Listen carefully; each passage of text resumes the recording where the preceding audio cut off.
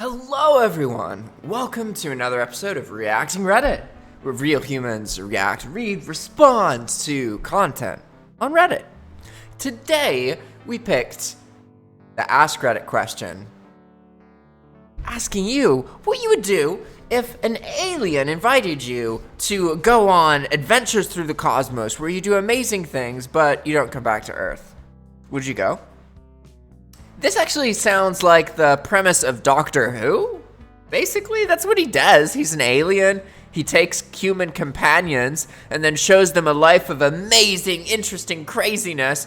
Except the difference is then he plops them back in their regular realities, which has to kind of suck. I mean, you got to go through a lot of adventuring to get to a point where you've seen hundreds of thousands times more what Earth has to offer, and then just go back to a regular day-to-day life on Earth. Like, man, that's like Goku being an accountant, you know? Like, oof. So that'd be hard. So this original question by DFP was, an alien asks you to join them on a trip through the cosmos. You'll experience amazing things, but won't be coming back to Earth. Would you go? Why? Or why not? And our first reply is by Roland T. Flaxfuser. Not only would I say yes, my wife and I would put our vows into it. Wait, would put it into our vows when we got married? Wait. Okay.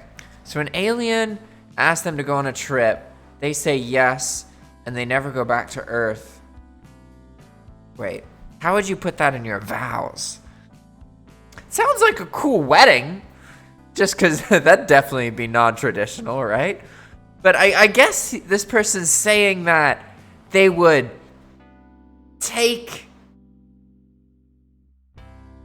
they would do that together, maybe. I guess. I don't really understand, to be honest.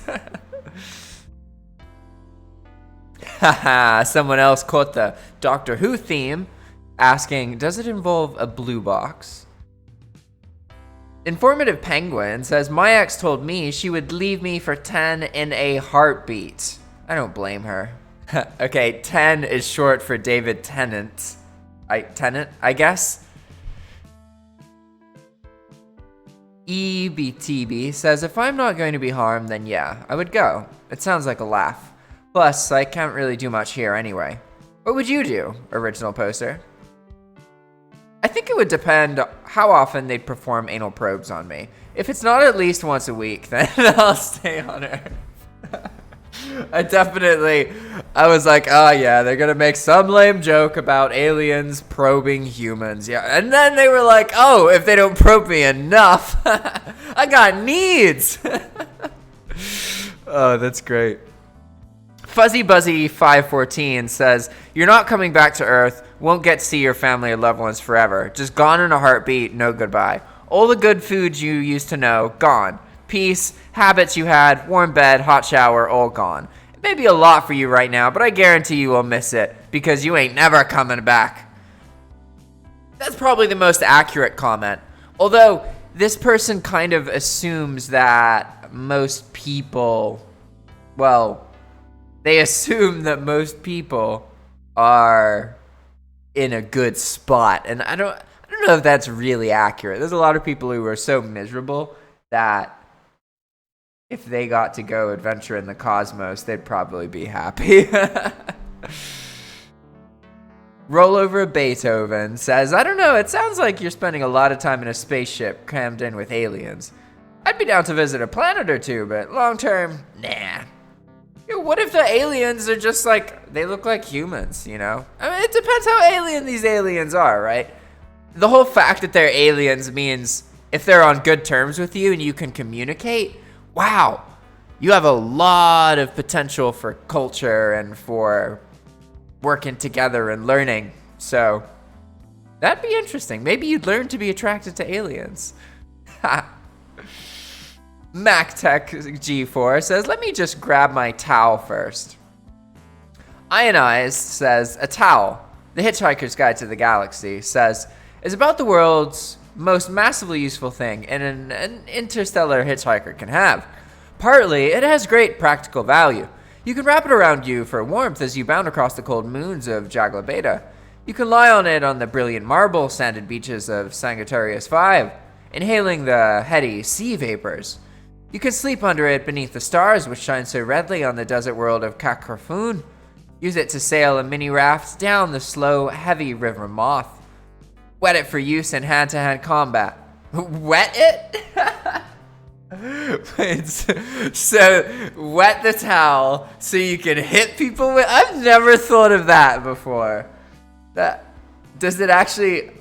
I imagine it would hurt to get hit by a wet towel, but is it actually worse than, like, a stick? Or a fist? I don't know. Maybe centrifugal force is the thing, right? Wrap it around your head to ward off noxious fumes, or avoid the gaze of the ravenous Bugblatter beast of Traal, such a mind-bogglingly stupid animal. It assumes that if you can't see it, it can't see you. You can wave your towel in emergencies as a distress signal, and of course dry yourself off with it. It still seems to be clean enough. Oh, that is a great paragraph from that book. If you haven't read A Hitchhiker's Guide to the Galaxy, it's like that paragraph just sums up the humor of basically the whole book. It's just a lot of thought put into actually adventuring and then constantly being like, yeah, but like the comment about an incredibly stupid animal, assuming that if you can't see it, it can't see you. Stuff like that. If you've ever read books by Terry Pratchett, he actually has a very similar writing style and sense of humor to the Hitchhiker's Guide to the Galaxy. It's a great book. Definitely recommend you check it out. Or if you're not into reading books and, watch the movie, that's cool. Just check it out. Paul de Vuvacronk says, on freddled gruntbuggly, wow, this is hard to read. Let me restart. Oh, freddled gruntbuggly, thy micturations are to me, with big yawning, as plurdled gabbleblotchits in midsummer morning on a lurgid bee. That's a Hitchhiker's Guide to the Galaxy reference. A very, very inferred one. Internet Kids Are Mean says, can I bring my cat? You people are out of your minds. My cats can't handle a 5-minute trip in a car ride. I don't know that he'd handle a trip through the cosmos very well. My cat is a badass. My cat goes on walks. He recently, he's I guess he's not quite a cat yet. He's in the junior phase of cat life cycle, which is between approximately 6 months old and 2 years old. He's right at that 6-month cusp, He's out of kittenhood. He's not a little kitten anymore. Now he's a raging hormonal ball of fur. He's actually quite cuddly, very, very affectionate, super, super awesome cat. His name is Protest. Not a coincidence.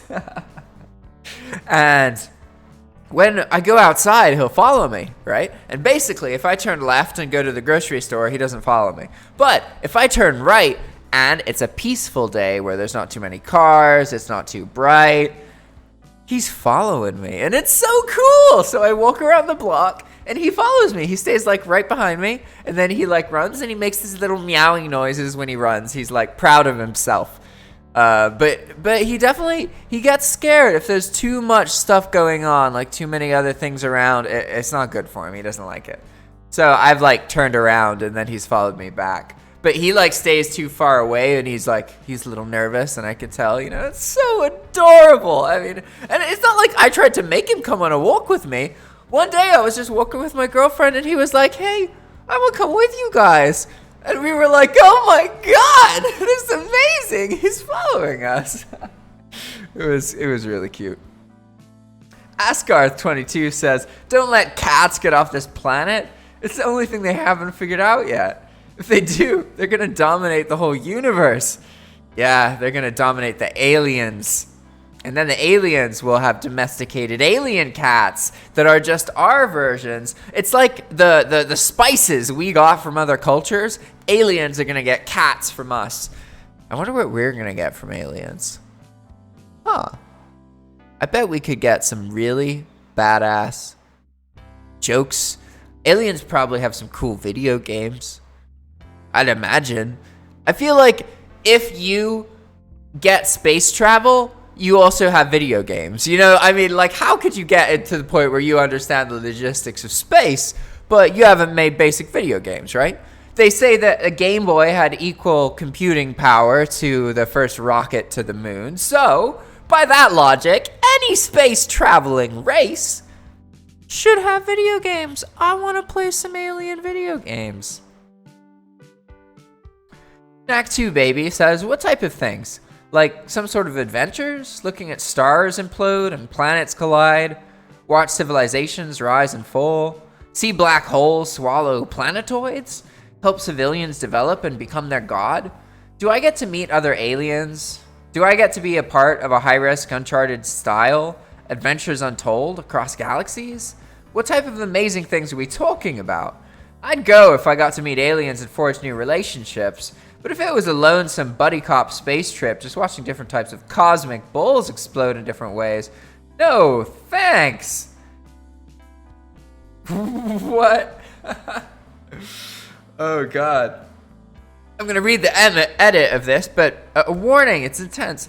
Jesus, go to horny jail, all of you. I'll personally bonk every single one of you, you horny shits. I wonder what people said to make him edit that. Oh, I see, because he said, I'd go if I got to meet aliens and forge new relationships. I can see how if you took that out of the context of the whole paragraph he just wrote, as people do, then yeah, okay. I could. Oh, and then cosmic bulls explode. Okay, maybe I can see things that people are tagging on to and giving him crap for. But I mean, come on, people gotta have a sense of adventure. If you know, how many times in life have you been like, oh, that's gonna be lame, that's gonna be dumb. I know, I have all these preconceptions in my head. I just know that it's right. I know how things are before I do them because that's how my brain works. I just know stuff. You know, like we all have been like that, right? And it's often wrong. You'd be amazed how often we are wrong and our preconceptions are wrong, and there's actually something fascinating or really fun or amazing if you just are open-minded enough to put yourself in the situation to see it and be part of it, right? So, you know, I don't think you could know the answer to that. It's like, it's more, the answer to this question really is more about what you have now. Do you have a life you love that you're happy with? And you're not going to go off and go on a space adventure and leave it all behind. But maybe if you hate everything you do and you're not happy with your life and you're miserable and you don't see that changing, well, you know, doing something like that might be a whole lot more appealing, isn't it? Ale Kosin says it's the Navy ship. They recruit people from all over the universe by dumping enticing see the world bullshit on them. And then they spend decades mopping floors, not even seeing a porthole or a colleague in months, because an interstellar ship is big and mostly uninhabited. Oh, these are good. Cross the Rubicon says, from one of our recent satisfied customers, I've seen things you people wouldn't believe. Attack ships on fire off the shoulder of Orion. I've watched C-beams glitter in the dark near the Tannhuser Gate. And what happens if the aliens have some sort of unhealthy fascination with watching paint dry or other boring, mundane things? Nah, I don't think that's going to happen. If they can space travel, they're probably pretty interesting. I'd bet that. Yeah, I'd bet pretty strongly on that, right? All right, everybody. If you want to make these kind of videos, please reach out to us. We want to have a Zoom call with you talking to more content creators about this kind of content and what it has to offer you. You can get in touch with us by getting our email address from this YouTube channel, going to the About page, clicking on the CAPTCHA code, and then saying hello. We want to set up a Zoom call with you. As always, thanks for watching. See you next time.